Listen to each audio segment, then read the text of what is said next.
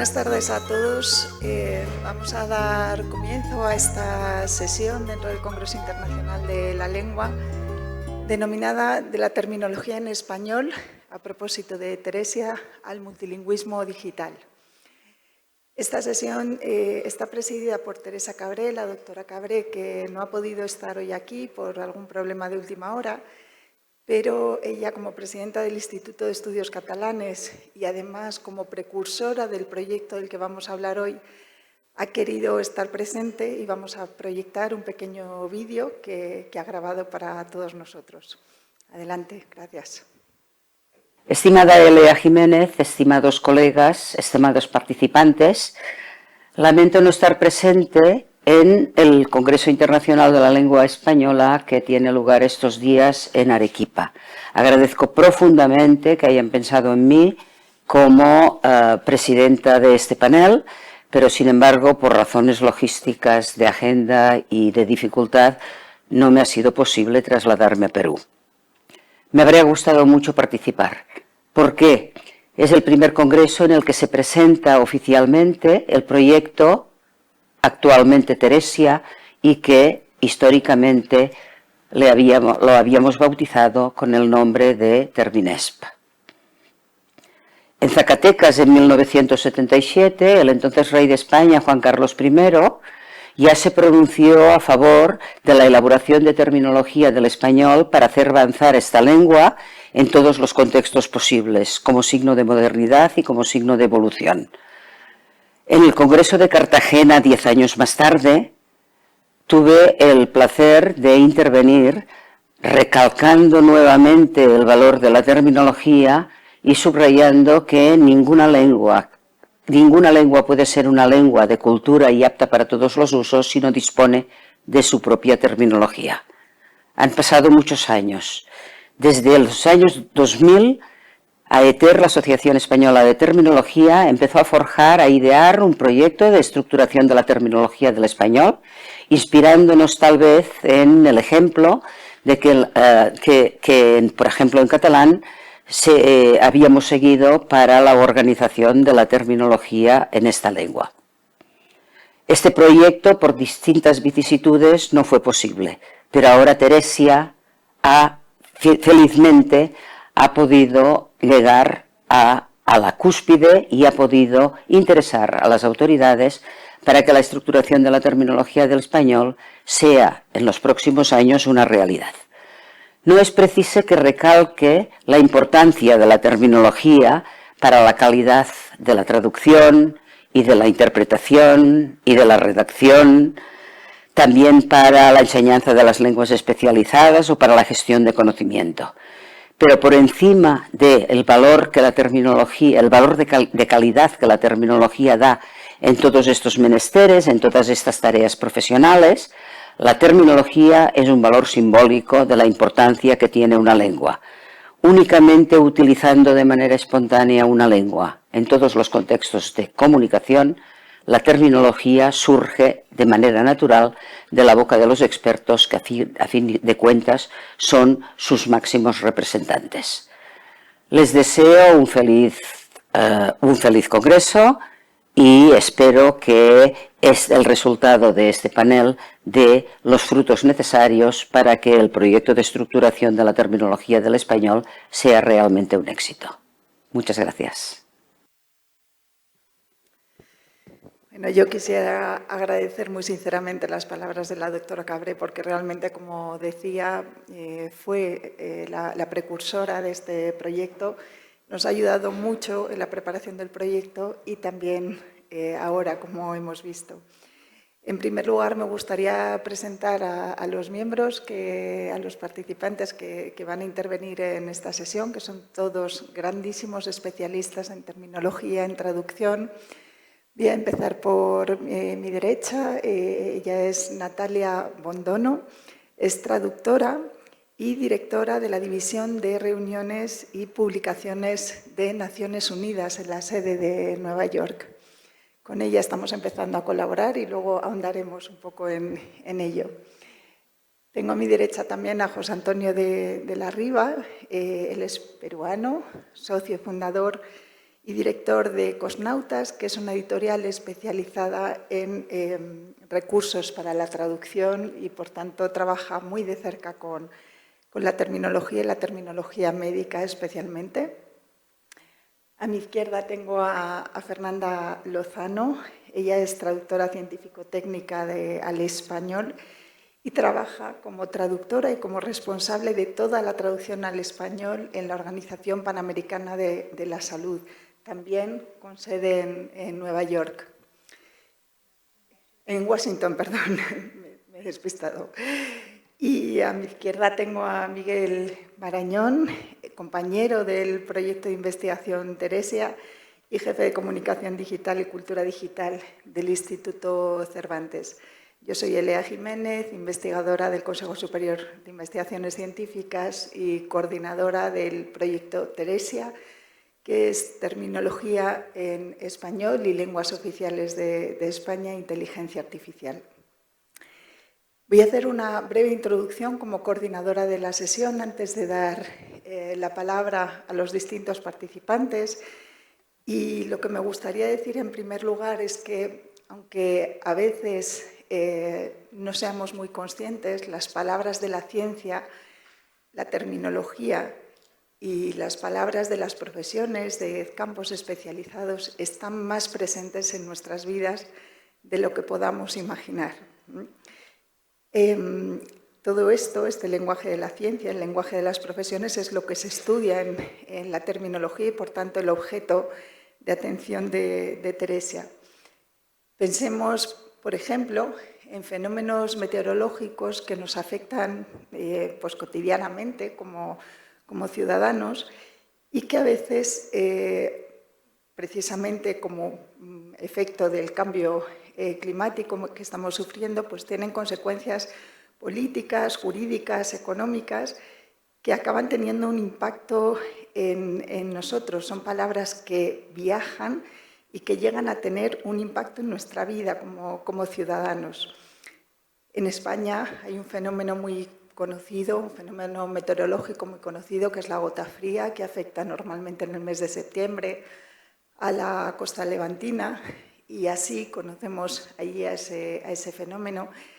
Y recientemente, por la virulencia que ha tenido ese fenómeno y también porque los meteorólogos empiezan a hablar de ello en los medios de comunicación, pues hemos pasado a hablar de la gota fría a la dana, que es el nombre científico-técnico que se da a ese fenómeno, ¿no? Son unas siglas. Ese término empieza a circular en un momento dado, de hecho empieza a circular en un momento en el que en Madrid hay una alerta precisamente por uno de estos fenómenos y se empieza a hablar extensivamente de la dana. Y esto coincide con una conferencia internacional que se está celebrando en Sevilla y la persona que está al mando de la traducción en español empieza a hablar de dana y se da cuenta de que sus colegas que traducen a otros idiomas no tienen equivalentes para el término dana. Y se empieza a traducir de unas maneras muy diversas, ¿no? Tormenta dana, por ejemplo, como si fuera un nombre propio, de tal manera que se da cuenta de que ella, como intérprete en este caso, tiene que intervenir para tratar de acuñar el término y, sobre todo, lo más importante, de registrarlo en una base de datos terminológica donde conste la definición y consten los diferentes equivalentes que tiene ese idioma en otros, que tiene esa palabra en otros idiomas. De tal manera que se pone a trabajar con terminólogos de la base de datos terminológica en Europa, la base de datos IATE, y crean una entrada para definir el término DANA y para tratar de buscar los equivalentes a otros idiomas. Y así, en las próximas conferencias, no habría problema de interpretación a la hora de abordar ese tema. Es más, como la DANA lamentablemente tuvo unas consecuencias tan catastróficas, la DANA sucedida en Valencia hace justo un año, tuvo unas consecuencias tan catastróficas y acabó con la vida de 227 personas, pues lamentablemente ha sido objeto de mucha atención por parte de algunas administraciones. Ha habido medidas, por ejemplo, para ayudar a los ciudadanos, medidas de apoyo económico, medidas de impulso a la construcción de determinadas viviendas, escuelas, etc. Y todo eso es documentación oficial en la que se maneja una terminología científico-técnica. Es un término técnico que adoptamos, que lexicalizamos de alguna manera y que incorporamos a nuestro día a día. Esto es así en el entorno europeo. Ahora mismo ya tenemos más o menos solucionado lo que podemos hacer con el término DANA. Tenemos que ser conscientes de que ese término, si no estuviera recogido en la documentación oficial y no tuviera equivalentes en otros idiomas, tendríamos problemas para interpretarlo y para que tuviera consecuencias jurídicas. No es lo mismo las medidas, no son las mismas las medidas que se toman para una tormenta que para una DANA, porque las medidas son diferentes, la intensidad de las medidas son diferentes. Entonces, lo que ocurre con esto es que un vocablo empieza a tener consecuencias en la vida de los ciudadanos y, por tanto, ha de cuidarse en esos textos. Esto, como decía, está más o menos solucionado en el escenario europeo, pero nos sucede lo mismo o tenemos que seguir trabajando en otras cuestiones. Por ejemplo, en las variantes del español de ese término. Aquí hablamos de DANA y probablemente, José Antonio me desmentirá, no se entiende el término, ¿no? Ellos manejan variantes tan bonitas como huaico, niño costero, lluvias del niño, garúa, friaje en el altiplano, y tendríamos que tener una equivalencia si queremos entendernos en los documentos, en las interpretaciones de conferencias acerca de lo que implica ese término en concreto. De tal manera que trabajar y disponer de terminologías en español, venciendo la inercia de adoptar de manera automática y de manera acrítica los anglicismos que muchas veces nos vienen dados, pues se convierte en una cuestión crucial para nosotros que trabajamos en estos oficios, pero también para defender el español como lengua de comunicación científica, que es algo a lo que se refería la profesora Cabré. Si nosotros no cuidamos nuestra terminología científica, no vamos a poder defender luego que nuestra lengua es una lengua fuerte en el ámbito científico, ¿no? Y esto también implica que trabajar en nuestra lengua va a ser una apuesta para defender e impulsar el multilingüismo, porque en otros países y en otros idiomas se cuida la terminología para cuidar sus idiomas en la ciencia. De tal manera que nos hemos propuesto dentro del proyecto Teresia la ordenación de la terminología. ¿Por qué? Porque hay una dispersión enorme de fuentes que recogen términos y que los recogen de manera desigual. Vamos a ver si podemos poner la presentación que he traído para poner algún ejemplo.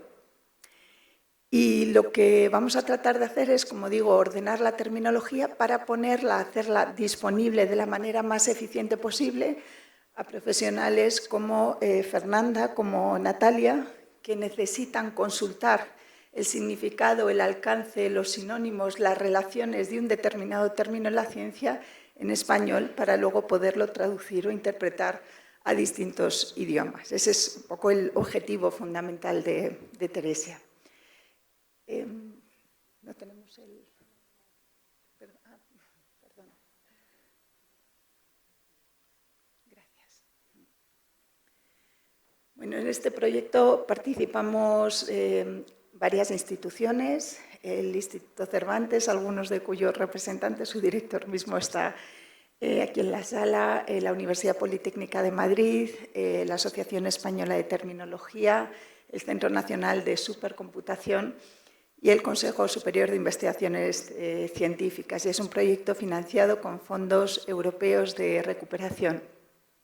Lo que tratamos de hacer, por un lado, es construir un metabuscador que permita aunar todas las informaciones sobre los distintos términos que hay recogidas en distintos recursos terminológicos.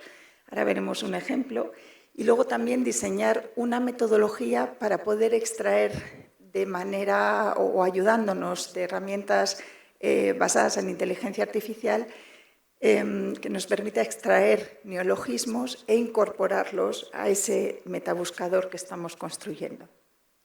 Fíjense, simplemente voy a poner el ejemplo de dos recursos terminológicos. En el diccionario de la lengua española tenemos una definición técnica de lo que es una dana, una depresión en niveles altos de la atmósfera, es la definición que da la Real Academia. Y luego tenemos la entrada en IATE, que responde precisamente a esto que contaba hace unos minutos, donde podemos ver los equivalentes. La dana pues, se hace equivaler a veces a gota fría. Ya hay equivalentes en portugués, en inglés, en italiano, y esto es algo que no existía hace un año, por ejemplo, y esto es fruto del trabajo que se hizo desde el campo de la interpretación. Y aquí no tenemos, sin embargo, la definición técnica. Tenemos el término, tenemos la fuente en la que aparece el término, pero no tenemos la definición. De tal manera que nosotros lo que estamos tratando de hacer en Teresia es acordar con los productores de las distintas terminologías, poder utilizar sus datos, convertirlos a formatos legibles por las máquinas y hacer que a través de una única búsqueda, un intérprete, un traductor, un enseñante de la lengua española, cualquier profesional, cualquier usuario puede hacer una búsqueda y recuperar toda la información sobre un término que aparezca en esos recursos terminológicos dispersos. Fíjense aquí la cantidad de información que nos puede dar un recurso terminológico, el que sea, desde una definición a los sinónimos, a los cuasi sinónimos, términos no equivalentes pero cercanos, los equivalentes en otros idiomas, los corpus en los que aparece ese término, los términos genéricos, los específicos, las clasificaciones, pero no todos están juntos en una única fuente. Así que lo que tratamos de hacer es traernos la información, por ejemplo, que hay en UN-CHARM, que es la base de datos que produce la ONU y de la que nos va a hablar Natalia a continuación, o del diccionario de la lengua española o de IATE, para prepararla y llevarla a los usuarios que quieran conocer información sobre ese término. Esta manera de aunar las informaciones es lo que va a dar lugar al metabuscador, que ahora mismo está ya en fase de desarrollo, ya hay una versión beta para poder construirla.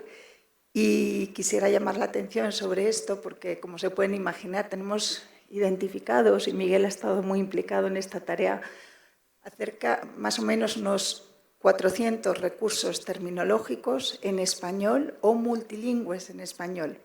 Cada uno de estos recursos requiere de un proceso de conversión tecnológica para poder ser leído, para poder ser recuperado en el metabuscador. Tenemos algunos incorporados, pero esto es un proyecto que necesita un largo plazo, que necesita mucha colaboración entre muchos agentes y que necesita sostenibilidad. Es decir, la terminología en español no es una cuestión de un proyecto de investigación en concreto. En este caso estamos investigando y estamos avanzando en esta dirección, pero requerimos de un proyecto que tenga largo aliento y que permita que la terminología en español esté siempre viva y siempre en permanente actualización. En ello estamos Y ahora vamos a dar voz a Natalia Bondono y vamos a ver las conexiones entre su trabajo y lo que estamos haciendo en Teresia. Adelante, Natalia. Gracias, Elea. No sé si se pueden poner en pantalla las diapositivas. Bueno, les voy a contar un poquito sobre UN Term, un poquito de la historia, de cómo trabajamos actualmente y sobre todo, bueno, cómo se relaciona con Teresia. El portal se empezó a construir en 2011, así que ya lleva bastantes años, pero por supuesto ha variado mucho en el tiempo. Lo que ven en pantalla es la última versión que salió más o menos hace 2 años y que es la primera vez que es completamente multilingüe en los 6 idiomas oficiales, así que tenemos el gusto de poder tenerlo en español. Tiene aproximadamente, para el público en general, 500.000 de términos y internamente tiene 1,5 millones, porque tenemos algunas colecciones de topónimos, fraseología, que se utilizan para el día a día, pero que no constituyen necesariamente terminología oficial. En la base de datos, lo que solemos incorporar son títulos, lo que serían nombres de informes, nombres de organismos, etcétera, y lo que manejamos es fichas a nivel de conceptos, donde ponemos las distintas versiones en los 6 idiomas oficiales. Como es una base de datos que ya lleva tiempo, se fue gestando con el trabajo de distintos organismos. Primero se empezó con las fichas terminológicas, las fichas tradicionales. Se fueron importando a la base de datos, empezando por los lugares de destino de Nueva York, Ginebra, Viena y Nairobi. Y a medida que pasó el tiempo empezamos a trabajar con otros organismos, como la Organización de Aviación Civil Internacional y otros que tenemos en la diapositiva. Cuando empezamos a trabajar con los organismos, primeramente lo que hicimos es importar directamente su terminología. Entonces fuimos creando distintas bases de datos dentro de la base de datos común. ¿Cuál fue el problema? Que nos empezamos a encontrar con mucha duplicación. La ficha de Asamblea General estaba en las bases de datos de todos los organismos. Entonces lo que empezamos a hacer es identificar esa duplicación terminológica entre los distintos organismos. Hicimos una limpieza para empezar a tener una base común. La idea detrás de esto es que cada organismo trabaja en función de su especialización. Entonces hicimos unas transformaciones en el portal para que cada organismo pueda crear su propia terminología y que al mismo tiempo otras sedes, otros organismos no tuvieran que crearla. Y esto, por supuesto, tuvo 2 efectos prácticamente inmediatos muy positivos. Primero, la búsqueda en sí, para el traductor, para el intérprete. Una única búsqueda con un término oficial, que todos deberíamos usar. Y por otro lado, empezamos a poder cumplir con un mandato que habíamos recibido de la Asamblea General, que es que nos pedían que armonizáramos, porque también se notaba que bueno, a veces teníamos duplicación exacta, todos usábamos la misma traducción, pero en otros casos no, usábamos distintos términos. Y ahí empezaban los problemas de comunicación. Este trabajo empezó en el 2018, borramos más o menos 200.000 fichas que estaban duplicadas, quedan bastantes, pero el método de trabajo ya está acordado con los organismos que usan la base de datos. Entonces, por ejemplo, si surge un término nuevo y aparece en un documento en Nueva York, pero es un término médico, nosotros lo que hacemos es crear la ficha y la mandamos a la OMS. Ellos la revisan, la corrigen, añaden, completan, añaden las definiciones, la validan para decir, bueno, esto es oficial, y la ponen en su propia base de datos. A partir de ese momento tienen el control completo de la ficha. Nosotros podemos consultarla, pero ya no podemos modificarla, porque ya no somos los expertos del tema.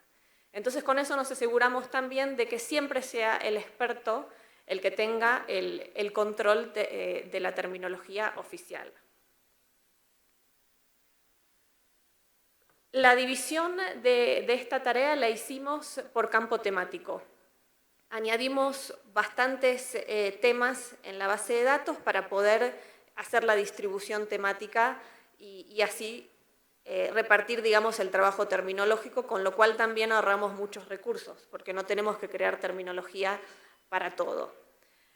Hay algún solapamiento, pero como el portal tiene un sistema también de comunicación, podemos entre todos enviarnos mensajes y compartir cierto acceso a las fichas para poder resolver cuestiones en las que se solapan los temas. Traje un ejemplo relacionado con lo que venía hablando Elea sobre meteorología.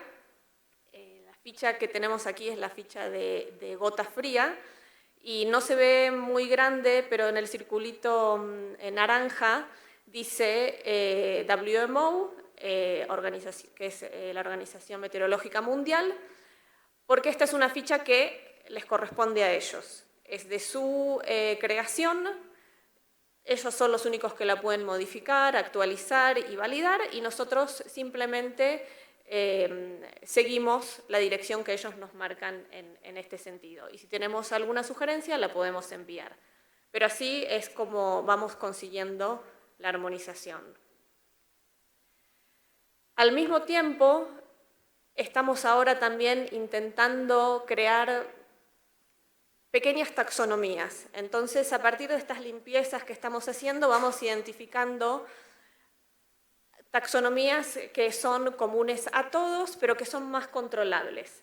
En este caso, esta es una pequeña taxonomía sobre los Estados miembros, los nombres oficiales de los Estados miembros, que tienen un identificador único, estable, que es siempre el mismo, y los incorporamos a documentos de lectura mecánica para que después se pueda extraer la información automáticamente y siempre se pueda identificar el término, en este caso el nombre del país, como único.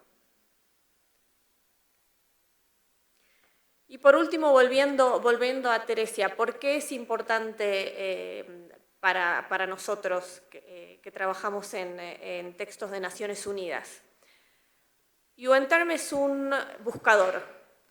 Nosotros incorporamos ahí terminología de creación propia, la modificamos dentro del portal, en general no la extraemos tampoco, pero no añadimos sistemáticamente terminología de otras bases de datos externas, porque lo que intentamos es mantener siempre el portal completamente actualizado. Entonces tenemos como regla, por ejemplo, si queremos términos de IATE, hay que ir a buscar a IATE. No permitimos hacer copias de los términos. Lo que tiene de bueno Teresia en este caso es que al ser un metabuscador, yo puedo buscar en UN-Term y en IATE al mismo tiempo. Entonces, en ese sentido creo que facilita mucho el trabajo. En UN-Term tenemos la terminología puramente oficial, pero cuando entramos en ciertas temáticas como en medicina, en meteorología, incluso teniendo la terminología de los organismos, casi siempre se necesita más. Siempre hay que buscar en otros lugares terminología nueva o existente. Así que vemos muy positivamente tener esta posibilidad de tener un metabuscador que complemente el trabajo que ya hacemos en UN-Term y que aparte, bueno, que le dé más visibilidad también a la terminología que nosotros acuñamos, ¿no? Y que se pueda acceder a todo el contenido rápidamente. Eso es todo. Muchas gracias.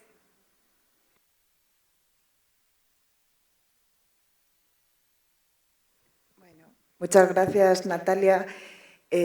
Antes decía que en este proyecto, en este tipo de proyectos, es muy importante, crucial, la colaboración entre instituciones, y creo que ahora debo subrayar que esta colaboración con Naciones Unidas ha sido posible gracias al Ministerio de Asuntos Exteriores, a la Dirección General del Español en el Mundo, que nos puso en contacto, y gracias a eso empezamos a colaborar y vamos a poder incorporar esos datos al metabuscador.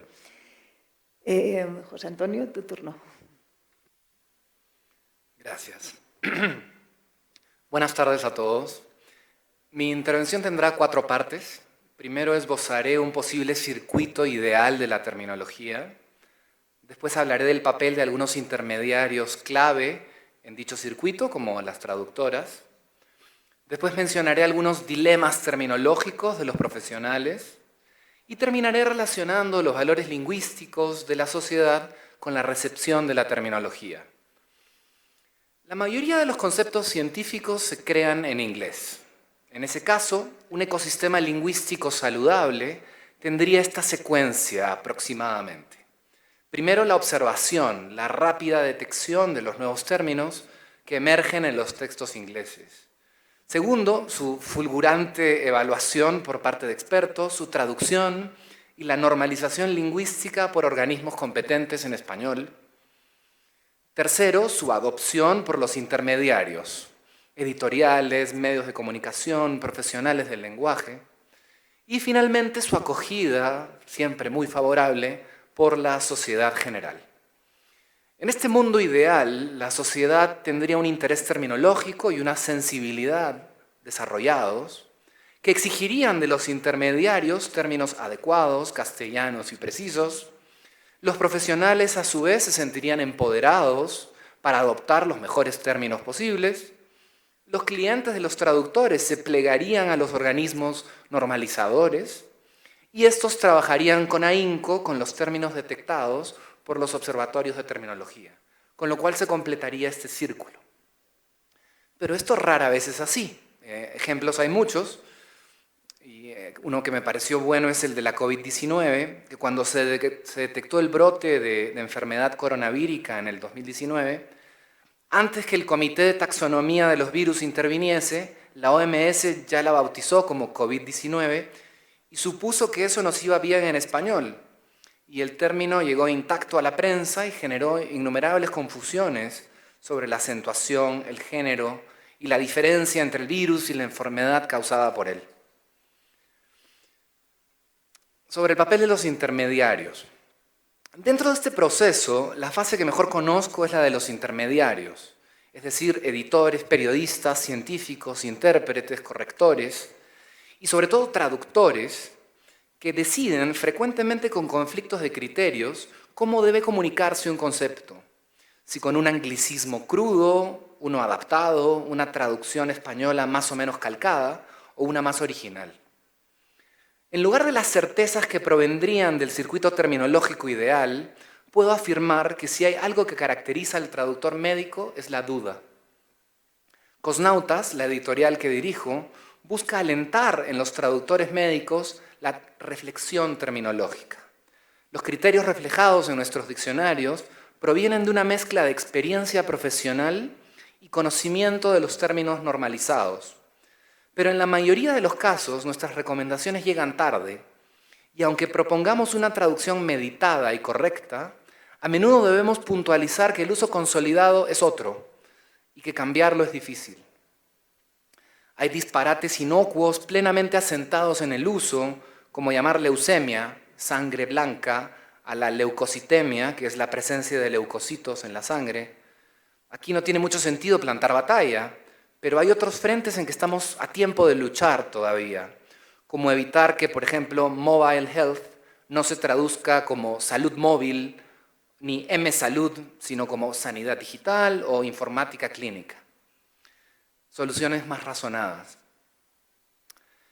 Ahora mencionaré un par de dilemas terminológicos de los profesionales del lenguaje. ¿Debe la traductora complacer al cliente o salvaguardar la precisión científica? A veces los clientes priorizan la familiaridad de los términos y su legibilidad por encima de su exactitud. Decir que un estudio es doble ciego, por ejemplo, resulta un disparate sintáctico y semántico. Ni es ciego ni doblemente ciego, sino que tiene doble ocultación. Ni los investigadores ni los pacientes saben quién recibe el fármaco que se investiga. Sin embargo, si el cliente lo pide y el uso lo avala, ¿podemos pedirle a la traductora que se arriesgue a perder un cliente en pro de la precisión? Yo creo que no, pero quizá la profesional no tendría que hacerlo tanto si sus clientes directos y los clientes de estos estuvieran mejor informados. El concepto de educación del cliente es algo peligroso porque implica que la traductora conoce al cliente del cliente mejor que el propio cliente. El otro problema es la dispersión terminológica, que puede ser geográfica. Por ejemplo, hangover es resaca en el Perú, pero cruda en México, guayabo en Colombia, goma en la mayor parte de Centroamérica. Si bien resaca parece el más internacional, no siempre se sabe con exactitud quién será el destinatario del texto, por lo que a veces tiene sentido contemplar otras opciones. La falta de equivalentes consolidados crea una mayor dispersión. Por ejemplo, International Normalized Ratio está perfectamente generalizado en inglés, pero en español compiten razón normalizada internacional, cociente internacional normalizado e índice internacional normalizado.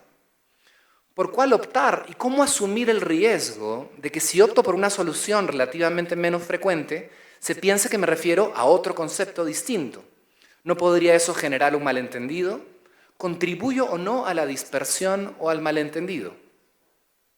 Hablamos de una realidad en la que los profesionales del lenguaje están más desarmados de lo que debieran, y eso que al menos para la medicina hay importantes recursos. Reflexionar sobre el sentido del término inglés evita el calco, pero eso no basta porque cada traductor podría optar por una solución distinta. Hay importantes desafíos de estandarización y normalización por delante. Debemos reconocer el rol estratégico de los profesionales de la lengua y dotarlos de bases de datos terminológicas validadas para que sean mediadores y agentes activos de normalización y no simples transmisores de modas lingüísticas. En el fondo, son ellos quienes tienen las mayores posibilidades de construir puentes entre la ciencia y la ciudadanía. A la entrada de la Plaza de Armas hay una farmacia donde el cartel reza Blood Pressure Control y más abajo la traducción, control de la presión arterial. ¿Qué es controlar la presión arterial? ¿Medirla o estabilizarla? ¿Normalizarla? ¿No sería mejor tensión que presión? Uno se pregunta, ¿cómo la sociedad dejó que se asentara un término tan ambiguo? ¿No? El sistema inmune no es inmune a nada, pero se usa más que sistema inmunitario, que es el que provee inmunidad. Esto nos lleva a pensar en los valores lingüísticos de la sociedad, lo que hace que las personas acepten y usen los términos que escuchan. Evidentemente no podemos pedirles a todos los miembros de la sociedad que sean traductores y terminólogos expertos, pero es un norte deseable que la ciudadanía piense que los términos son importantes y que sea capaz de dudar, de cuestionar, de quizás rechazar los términos ambiguos y mal formados. Pero ¿cuál es la receta para una cultura lingüística saludable? Es uno de los debates que me gustaría plantear. ¿Cuánto ponemos de casticismo? ¿Cuánto de precisión? ¿Cuánto de economía? Decir bypass es un anglicismo, pero es más preciso que simplemente derivación. Y si añadimos cardiopulmonar a derivación, ya sonamos como doctores, y quizá no queremos sonar como doctores. Es posible que más allá de los observatorios, las bases de datos o los corpus multilingües, la verdadera sostenibilidad de la terminología dependa de la educación lingüística de la sociedad. Fomentar la conciencia que cada término científico es también un acto cultural que puede cambiar el modo en que producimos y consumimos conocimiento.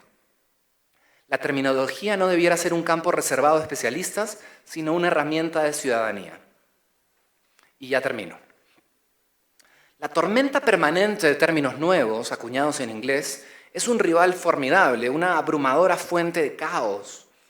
Probablemente nunca los sistemas de observación, detección, normalización y difusión sean lo suficientemente potentes como para crear el circuito ideal que mencioné al principio.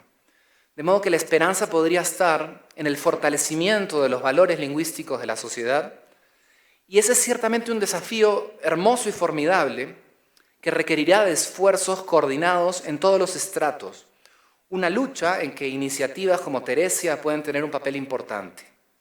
Lograr que la sociedad en su conjunto comprenda el valor de la terminología es una tarea que depende en gran medida de nosotros, los profesionales del lenguaje. Gracias.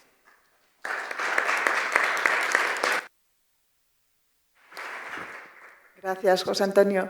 Creo, además, que queda claro, se infiere de lo que nos cuentas y de lo que nos ha contado Natalia también, cómo el trabajo de validación por expertos es fundamental en el trabajo con terminología. Es verdad que estamos hablando mucho y se está hablando mucho en este Congreso de Inteligencia Artificial, que es una herramienta que nos ayuda muchísimo en la identificación, por ejemplo, de neología terminológica, pero hay un trabajo de análisis, de definición, de validación por expertos que es fundamental y que a día de hoy no hacen las máquinas, ¿no? Esto me parece que es importante recalcarlo. Fernanda. Sí, claro. Muy buenas tardes a todos. Si podemos poner la presentación.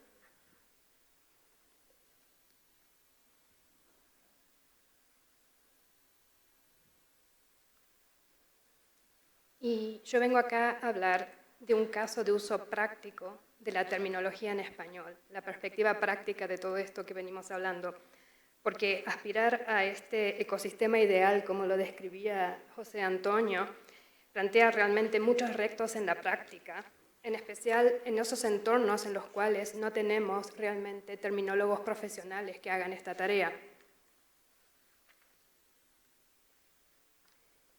La terminología ha sido siempre un aspecto central de la labor que realizamos, traductores y editores en los organismos internacionales multilingües, como es el caso de la Organización Panamericana de la Salud, en la que trabajo yo. Y lo sigue siendo incluso en el entorno actual de profundo cambio tecnológico que estamos viendo. En el caso de la OPS, dado que su ámbito de actuación es el continente americano, donde está claro que el español tiene un lugar protagonista, no solo se producen traducciones desde el inglés, también se producen muchos textos originales en español. Por ejemplo, tenemos aquí el logo en pantalla, la revista Panamericana de Salud Pública permite que los investigadores publiquen artículos científicos, no solo en inglés, sino también en español y en portugués, dado que la difusión del conocimiento científico en estas lenguas es uno de los ejes centrales de la labor de nuestra organización.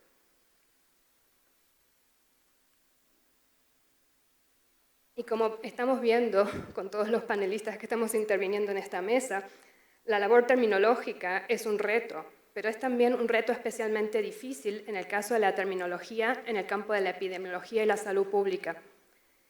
Si nos podemos pensar en la medicina en español, tiene una rica y larga trayectoria de terminología, a pesar de que sigue teniendo muchos problemas, como comentaba José Antonio, pero en el caso de la epidemiología y la salud pública, que son mucho más recientes, el caos terminológico es todavía mucho mayor. Y hace algunos años, cuando la OPS publicaba algún documento técnico en español, era posiblemente muy poco lo que había en nuestra lengua sobre ese tema, entonces podríamos sugerir la terminología que nos parecía más adecuada e incluso tratar de que esas propuestas se arraiguen en el uso. Pero esto ha cambiado mucho en la actualidad.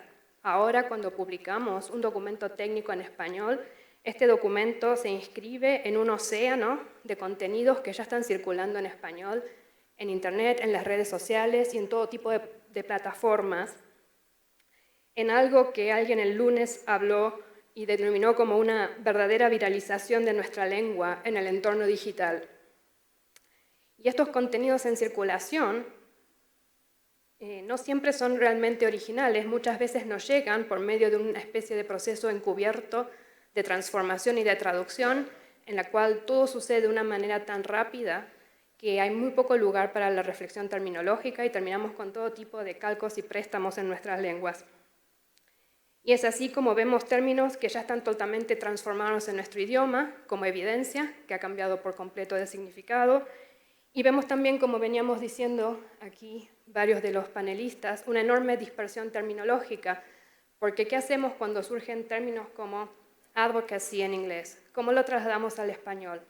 Cuando no encontramos un buen equivalente que funcione, terminamos con opciones como promoción de la causa, defensa de la causa, defensa, abogar.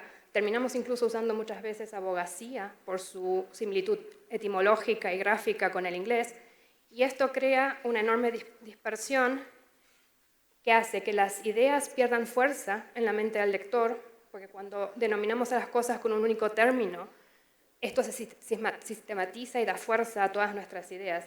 Y además nos trae todo tipo de problemas prácticos, porque cuando necesitamos buscar información en español, yo necesito buscar material sobre advocacy, ¿qué término uso en mi buscador para encontrar lo que puede haber escrito en nuestra lengua sobre este tema? Y eso hace que el discurso científico en español pierda fuerza y a veces incluso puede llegar hasta ser percibido como menos fiable por el público lector. Y esto a la vez, cuando también lo sumamos al fenómeno de la globalización, lleva a que se busque uniformar la terminología no solo dentro de nuestra lengua, sino también entre los distintos idiomas, de manera que la comunicación entre países y entre expertos a nivel mundial sea más eficaz y funcione mejor.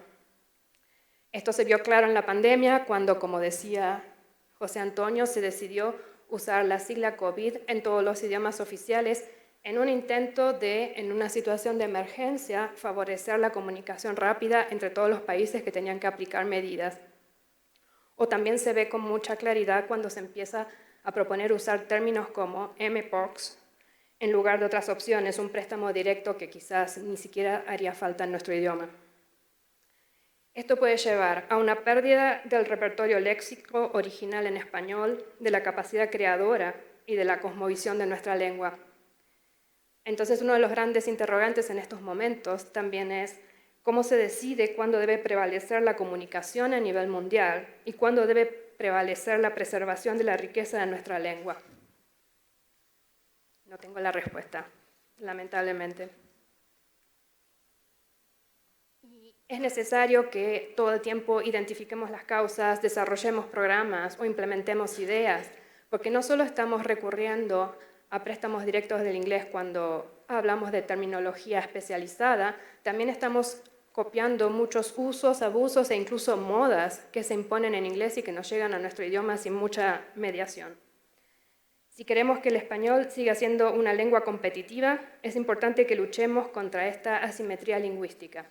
Y en esta situación actual en la que se está recurriendo a un uso tan masivo de herramientas como la traducción automática y la inteligencia artificial, también corremos el riesgo de que sean estas herramientas las que impongan su estilo y su terminología en la manera en que nosotros hablamos y escribimos. Y es entonces en este contexto en donde son imprescindibles, en mi opinión, los espacios de diálogo interdisciplinario también. En la OPS, toda la documentación que traducimos para las reuniones anuales de los Estados miembros, todas las publicaciones que traducimos al español, pasan por un proceso de revisión técnica a cargo de un experto de habla hispana en ese tema. Esta es una colaboración interdisciplinaria fundamental y, si se imaginan, el principal punto contencioso que hay siempre con todas las traducciones, ¿cuál será? Pues está muy claro que es siempre la terminología. Es en cuanto a los términos donde nuestros expertos tienen más sugerencias, más propuestas de cambios, quieren hacer prevalecer su voz. Y es que se trata de expertos que están muy acostumbrados a ver los términos que circulan normalmente en su ámbito de especialización, pero que muchas veces no han tenido ocasión de hacer una reflexión terminológica y de ver si esto era realmente la manera más adecuada, la manera más precisa de denominar a este concepto en nuestra lengua. Y entonces estos se transforman en encuentros muy enriquecedores, en donde muchas veces logramos que el experto acepte nuestra propuesta, muchas otras veces tenemos que nosotros los lingüistas aceptar la propuesta de los expertos, pero que en todos los casos es un intercambio sumamente enriquecedor. Estos expertos, yo tengo siempre la esperanza que en el futuro frente a otros términos, frente a otros textos, frente a otros documentos, van a tener una conciencia mayor de la terminología y la importancia, y nosotros, como traductores, entramos mucho más en contacto con lo que es el uso sobre el terreno del idioma. Y entonces el desafío institucional, cuando el español es tanto lengua de producción de textos como lengua de traducción, es cómo transmitir la voz de la organización de una manera unificada, de manera que sea una misma voz de autoridad con un mensaje claro, coherente y preciso, para lo cual la labor terminológica y de creación de glosarios y de bases terminológicas, sobre todo cuando son consensuadas, es más importante que nunca. No solo nos permite poner un poco de orden en toda esta dispersión terminológica a la que estamos hablando, sino que también ayudan a reducir la posibilidad de imprecisiones y de ambigüedades. Y esto no es algo que tengamos que hacer meramente por razones prácticas de agilizar nuestro trabajo. La terminología es una poderosa herramienta de preservación de la calidad y la rigurosidad científica y de posicionamiento institucional. Tenemos no solo que generar fuentes de terminología como el proyecto Teresia, como UN-Term y todas estas opciones de las que estamos hablando acá, terminología que esté validada y consensuada y difundirla, también tenemos que acordar criterios comunes que nos orienten a la hora de encontrar estas soluciones y en esta pugna entre el uso, entre la norma, entre la necesidad de comunicarnos a nivel mundial y de mantener la riqueza. Y un último comentario en estos momentos en el que se está cuestionando tanto la necesidad de los traductores, y no sé si hay aquí en la sala algún traductor, pero en este mundo de profundo cambio tecnológico en el que se están acortando los tiempos, no solo para traducir textos, sino también para producir textos originales, muchas veces los traductores somos los únicos profesionales de la lengua que estamos interviniendo en este proceso de creación de contenidos multilingües, por lo que es más importante que nunca que contribuyamos de manera activa a esta labor de creación terminológica y de sistematización de la terminología, donde podemos aportar un gran valor para que la lengua española no pierda su fuerza, su vigencia y su utilidad, y como dijo la doctora Cabré en su video, su valor simbólico y su importancia. Gracias.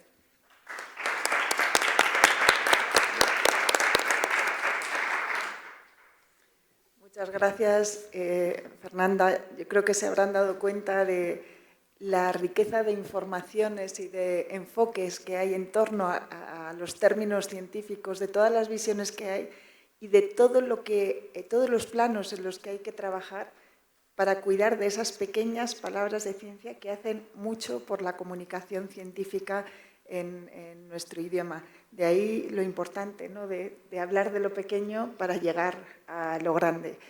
Y en este sentido, pues tenemos la última intervención de Miguel Marañón. Él se va a referir específicamente a los lenguajes de especialidad, no tanto de la ciencia, sino de las profesiones, que son otro mundo y otro ámbito que abrir.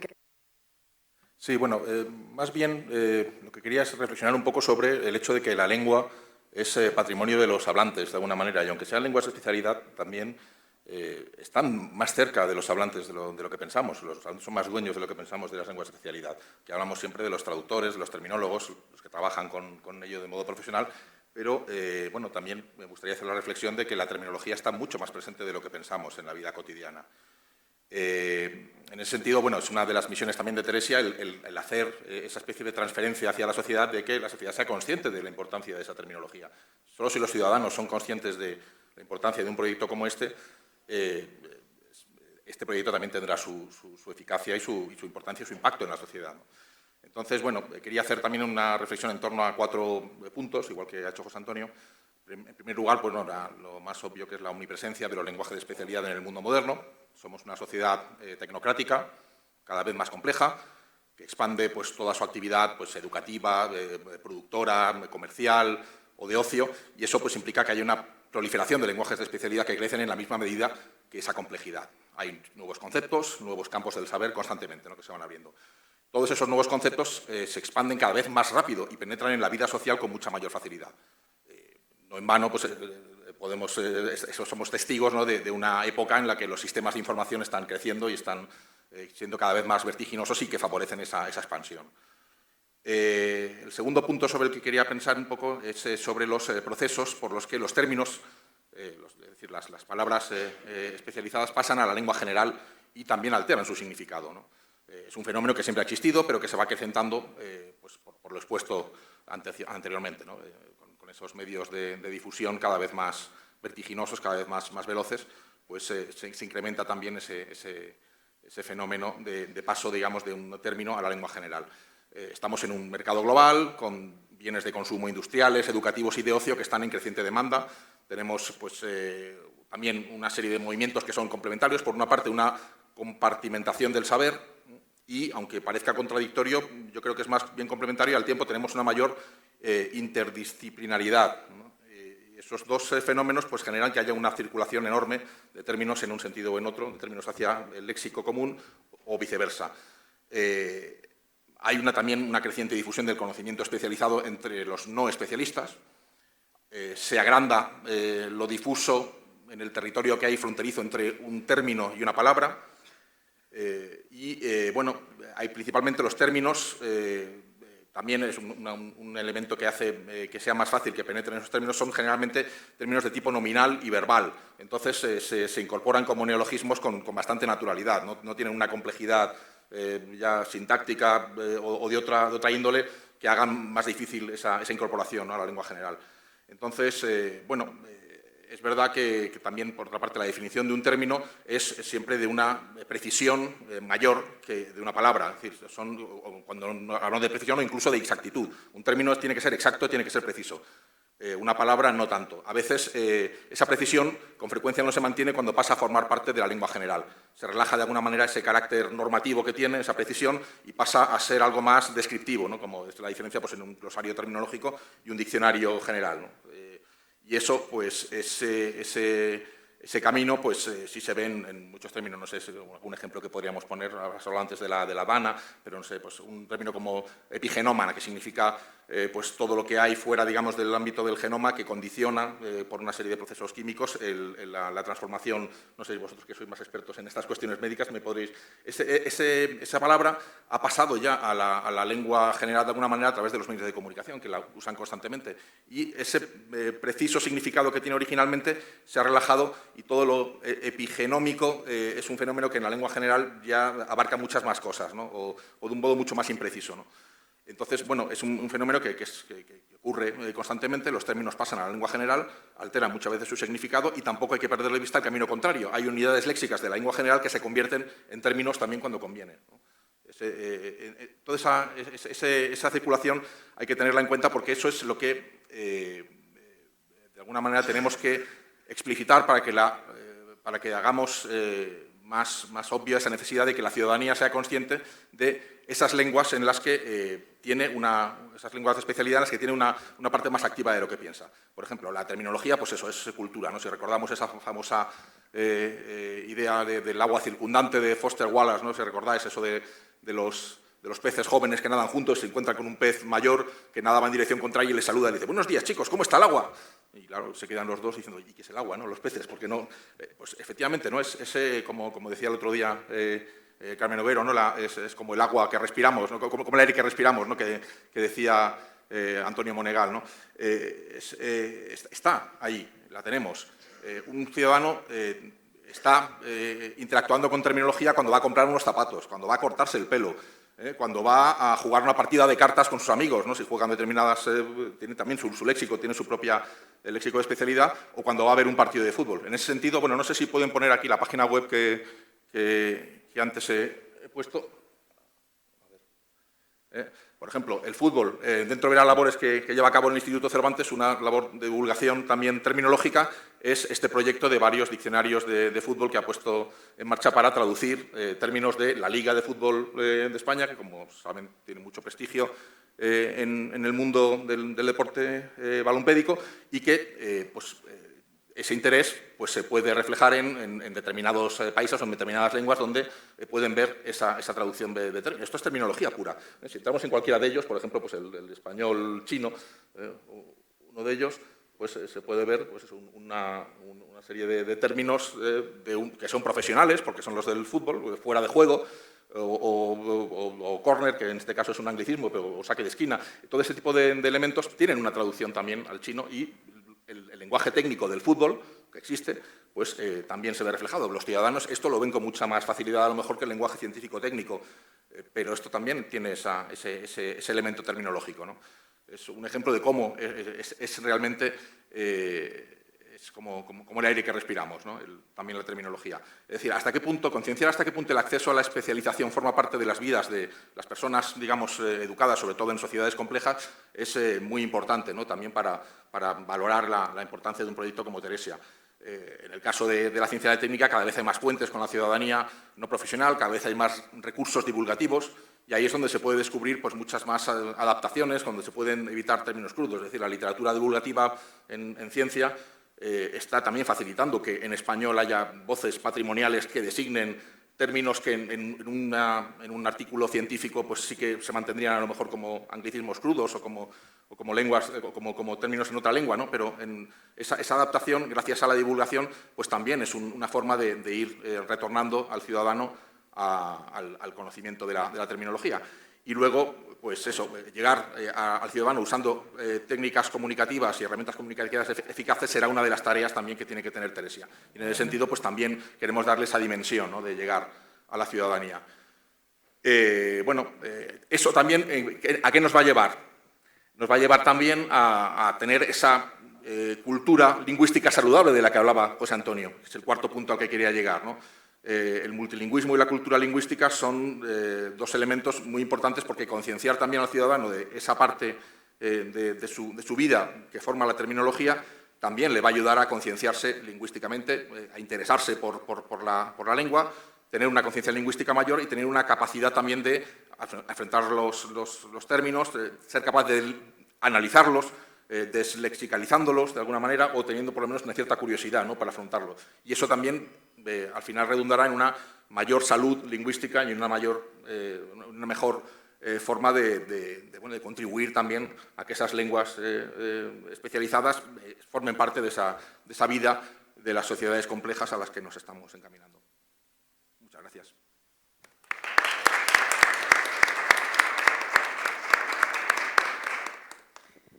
Bueno, muchísimas gracias, Miguel, por todos los ejemplos que has puesto y las cuestiones en las que has incidido, sobre todo en esta última que tiene que ver con la divulgación y con el hecho de que todos nosotros, o en nuestras intervenciones, hay un mensaje final o una idea, que es que realmente necesitamos que haya cultura lingüística en los ciudadanos. Yo creo que también en las instituciones.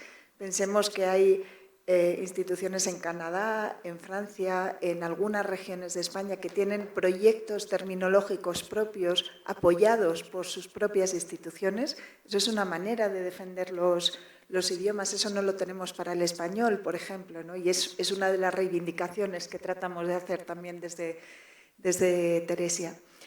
Hemos acabado las intervenciones y antes de terminar la sesión a mí me gustaría dar la palabra al público si es que hubiera alguna pregunta, alguna cuestión, algún comentario, y si no seguiremos comentando nosotros, que tenemos también algunos asuntos que tratar. No sé si hay alguna pregunta, si alguien quiere...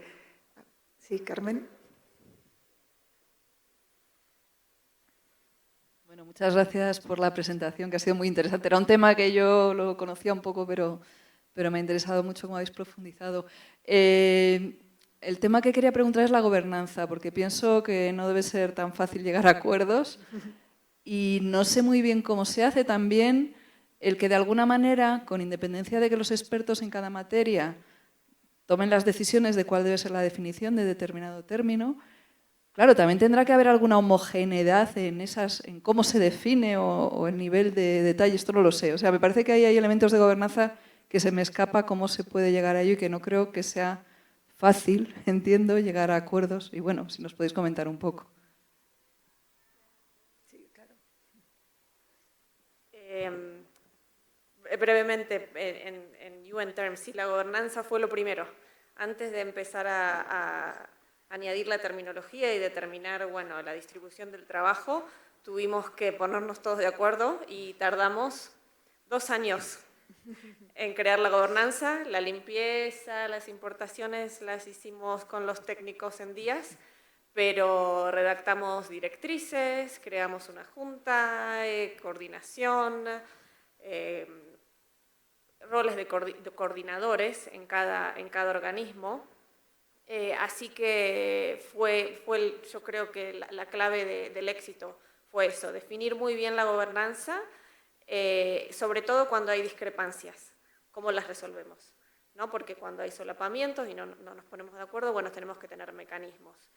Así que sí creo que es fundamental pensar mucho en eso antes de empezar.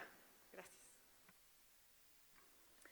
A mí me gustaría apuntar algo que tiene que ver con Teresa y que a veces nos preguntan, y es si vamos a tener una función prescriptora, es decir, si después de reunir tanta información, lo que vamos a pretender es llegar a decir este es el término que realmente vale y el que se tiene que utilizar, ¿no?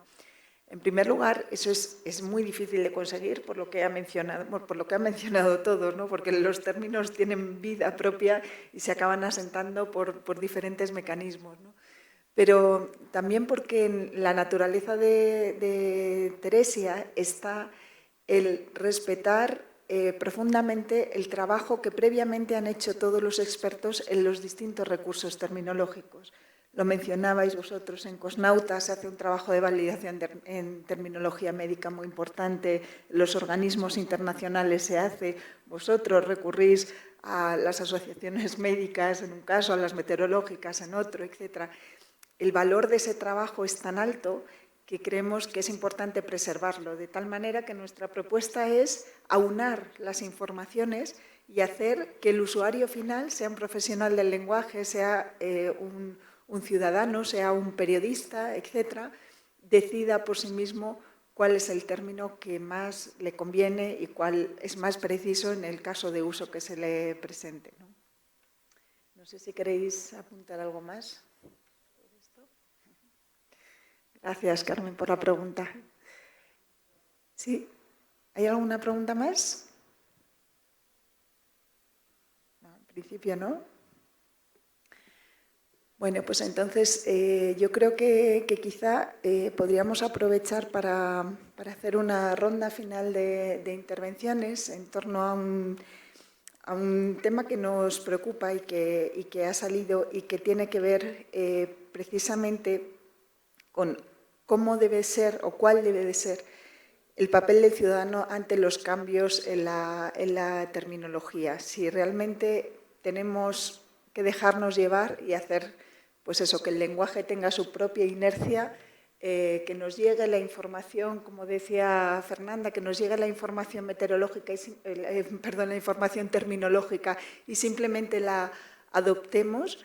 Y en ese sentido tendríamos una dependencia fuerte de lo que venga marcado por todo lo que está generando la inteligencia artificial, o si realmente tenemos que intervenir, hacer algo, pasar a la acción para crear mayor sensibilidad terminológica, tanto en los expertos, y yo aludiría especialmente a los científicos, ¿no? Que muchas veces trufamos nuestras conversaciones de anglicismos, como a la ciudadanía en general. Si os parece que abramos una ronda de intervenciones, hacemos una pequeña valoración.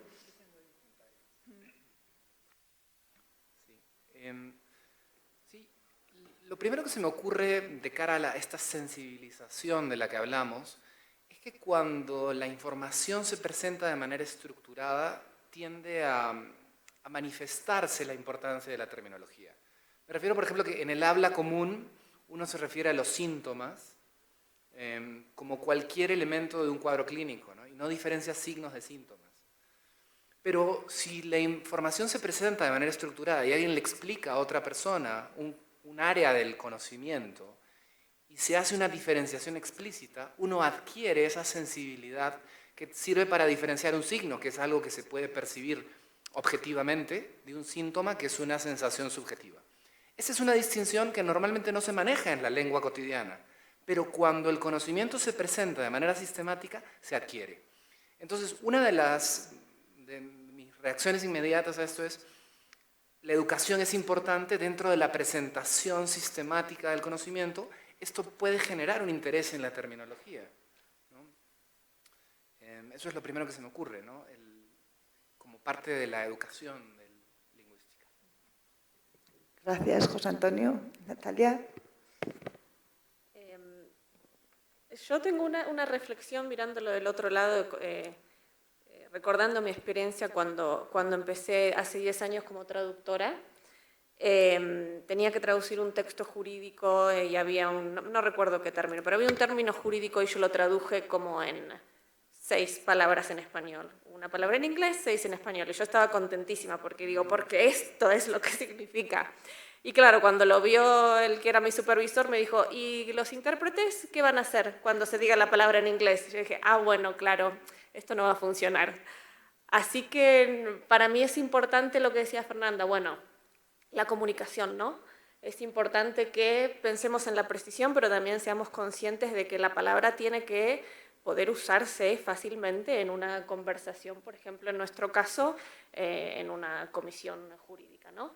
Así que tal vez lo importante es que logramos conseguir un equilibrio entre los dos. Sí, creo que esa es la palabra clave en todo esto. Sí. Fernanda. Yo iba a agregar otra idea también, que es que tenemos que promover, como venimos hablando, la toma de conciencia y la reflexión terminológica, porque aparte, en el marco de este congreso y de los temas centrales de este congreso, en mi opinión, esta es una parte central del lenguaje claro. Si estamos usando términos poco precisos, ambiguos, que se dispersan, que pueden querer decir distintas cosas, que pueden ser interpretados incluso de distinta manera, esto atenta contra la claridad del lenguaje y contra la claridad que tiene que tener la comunicación científica, en nuestro caso, cuando hablamos de temas de salud pública. Entonces, yo creo que esto hay que seguir despertando la reflexión porque es un aspecto central para todo lo que es el lenguaje claro. Este es uno de los puntos o una de las aplicaciones destacadas para las que trabajamos también en Teresia, en un campo en el que hace falta intervención precisamente para clarificar el lenguaje y en ese sentido necesitamos más trabajo en terminologías, ¿no? Miguel. Sí, eso es. Bueno, hace falta, por una parte, una precisión dada por los expertos en las diferentes facetas que pueda tener cada disciplina, porque además, como decía antes, ¿no?, cada vez son más complejas, incluso una disciplina se puede escindir en 2 que tienen además una especificidad mayor, ¿no?, con lo cual un término que antes servía para ambas, a lo mejor ahora ya tienen, digamos, definiciones distintas, ¿no?, por así decirlo. Entonces hay que estar siempre pues, muy atentos, ¿no?, a ese fenómeno de mitosis casi de las disciplinas, ¿no?, por una parte, y luego, por otro lado, ir trabajando mucho en esa concienciación del hablante, ¿no?, de hasta qué punto pues, es importante de que sea consciente, ¿no?, de todo ese caudal de términos que a través, yo creo que los medios de comunicación y luego, por supuesto, las herramientas tecnológicas que si no conseguimos domesticar de alguna manera, ¿no?, algo de la inteligencia artificial, nos pueden llevar a un camino pues, muy poco deseable, pero que tenemos que hacerlo precisamente trabajar con ellas precisamente para que nos lleve hacia la mayor precisión. Precisamente Teresia lo que quiere es dotar de esos caudales léxicos y de esas herramientas o de esos repertorios que permitirán que esas herramientas puedan trabajar con esa precisión y puedan llegar al público general con la mayor de las digamos, exactitudes que se pueda, ¿no? Sí, yo creo que esto cierra bastante bien la conversación porque en realidad estamos hablando hoy de terminología e inteligencia artificial y lo estamos hablando en un sentido opuesto al que se suele manejar. No es que debamos dejarnos llevar por todo lo que se está generando de manera más o menos masiva, crítica, etcétera, en inteligencia artificial, sino que estamos preparando material, preparando palabras, preparando terminología para que esas inteligencias artificiales puedan generar mejor material y mejor material de palabras de la ciencia y de las especialidades en español. Tenemos que acabar ya y yo simplemente quería decir que confiamos en haber abierto un poco la ventana para dar a conocer la terminología, los usos, la importancia de trabajar en ella para defender la fuerza de nuestro idioma en la ciencia y también la conexión con el multilingüismo. Y quisiera agradecerles a todos los que han estado aquí en esta tarde, en la que había tantísima competencia, con tantas sesiones paralelas y nos han elegido, así que muchísimas gracias por estar y desde luego muchísimas gracias a mis compañeros que son especialistas de altísimo valor y que nos han enseñado muchísimo esta tarde. Muchísimas gracias.